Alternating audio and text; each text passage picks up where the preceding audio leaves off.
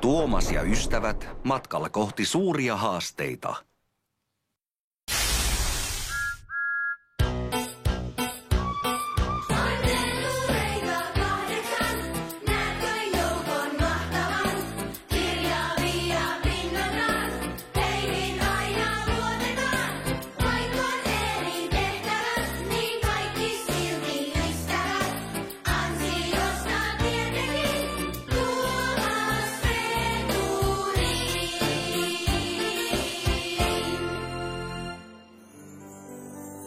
Kauniin sinisen meren keskellä on saari nimeltä Sodor.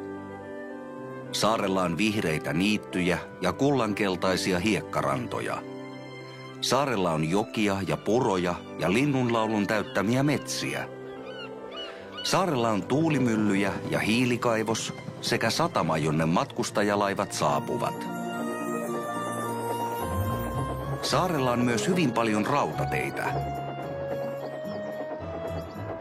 Kukahan se tuolla puksuttaa? Sehän on Tuomas. Hei Tuomas. Hei kaikki. Tervetuloa Sodorin saarelle. Suuri löytöretki.